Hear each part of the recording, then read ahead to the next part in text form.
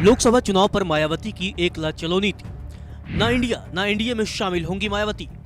उत्तर प्रदेश में मायावती बिगाड़ेंगी समाजवादी पार्टी का खेल। 2024 चुनाव पर मायावती ने कर दिया बड़ा ऐलान। यूपी की 80 सीटों पर अकेले दम पर लड़ेगी बीएसपी। जी हां, बसपा सुप्रीमो मायावती अब लोकसभा के चुनावी मैदान में अकेले उतरेंगी। मायावती ने विपक्षी दलों के गठबंधन इंडिया को बड़ा झटका दे दिया है।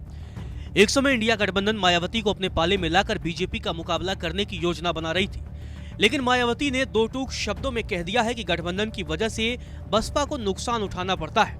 इसी वजह से आगामी लोकसभा चुनाव में वह अकेले ही चुनावी मैदान में उतरेंगे। मायावती के अकेले चुनाव लड़ने से उत्तर प्रदेश में त्रिकोणीय मुकाबला हो सकता है। एक तरफ बीजेपी की अगुवाई में एनडीए गठबंधन चुनावी मैदान में होगा, तो दूसरी तरफ कांग्रेस और समाजवादी पार्टी के साझा उम्मीदवार 80 लोकसभा सीटों पर ताल ठोकेंगे। लेकिन अब बसपा प्रत्याशी सभी 80 सीटों पर चुनाव लड़ने जा रहे हैं। मायावती ने अकेले लड़ने का ऐलान किया तो सियासी पंडितों का मानना है कि इससे उत्तर प्रदेश में बीजेपी को बड़ा फायदा हो सकता है, क्योंकि 2019 में जब समाजवादी पार्टी के साथ गठबंधन कर बसपा चुनावी मैदान में उतरी थी, तब भी बीजेपी ने शानदार प्रदर्शन किया था। 80 सीटों में से 10 सीटें बसपा के खाते में तो 5 सीटें समाजवादी पार्टी के खाते में गई थी, जबकि एक सीट पर कांग्रेस को सफलता मिली थी। ऐसे में अगर बीएसपी अकेले चुनावी मैदान में जाती है तो वोटों का बंटवारा बड़े पैमाने पर हो सकता है, जिसका खामियाजा सपा कांग्रेस गठबंधन को उठाना पड़ सकता है। मायावती के अकेले लड़ने से दलित मतदाता इंडिया गठबंधन से दूरी बना सकते हैं। 2022 यूपी विधानसभा चुनाव में दलित मतदाताओं ने बीएसपी के अलावा बीजेपी को अच्छा खासा वोट किया था। ऐसे में बसपा के अकेले लड़ने से अखिलेश यादव के पीडीएफ फॉर्मूले को बड़ा झटका लग सकता है।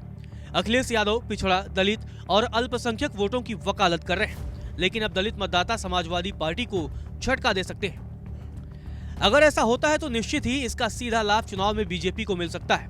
2014 और 2019 में बीजेपी ने उत्तर प्रदेश में शानदार प्रदर्शन किया था। यूपी में त्रिकोणीय मुकाबला देख बीजेपी खुश हो सकती है। अगर सपा, बसपा, कांग्रेस एक साथ चुनाव लड़ते तो निश्चित तौर पर कई सीटों पर बाजी पलट सकती थी, खास तौर से उन सीटों पर जहां 2019 में बीजेपी 50,000 से कम वोटों से चुनाव जीती थी। मायावती की रणनीति को समझने के लिए उनके भाषण को बताना भी जरूरी है। अपने भाषण में मायावती ने अखिलेश यादव पर जमकर भड़ास निकाली। अखिलेश यादव को गिरगिट बताते हुए मायावती ने कहा कि विपक्ष के इंडिया गठबंधन को लेकर सपा मुखिया ने सोची समझी रणनीति के तहत गिरगिट की तरह रंग बदला है।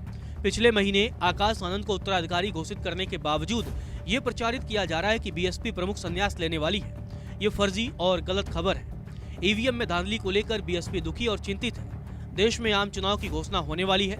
बीएसपी के कार्यकर्ता चुनाव में बीएसपी को जिताकर मुझे जन्मदिन का तोहफा दे सकते हैं। बीएसपी आम चुनाव में अकेले ही चुनाव लड़ेगी। बसपा सुप्रीमो मायावती ने जोर देकर कहा कि यूपी में हमने बीएसपी सरकार में सर्वजन हिताय सर्वजन सुखाय की भावना से समाज के वंचित वर्ग के कल्याण के लिए अनेकों जन कल्याणकारी योजनाएं शुरू की, लेकिन मौजूदा सरकार रोजी रोटी की गारंटी देने की बजाय थोड़ा सा राशन देकर अपने पक्ष में लाने की कोशिश कर रही है। इसके अलावा मायावती ने ईवीएम पर भी सवाल दागा। उन्होंने कहा कि ईवीएम में काफी धांधली हो रही है, इसीलिए बसपा को नुकसान उठाना पड़ रहा है। खैर, मायावती के अकेले चुनाव लड़ने के फैसले से लोकसभा चुनाव पर क्या असर पड़ता है, देखना दिलचस्प होगा।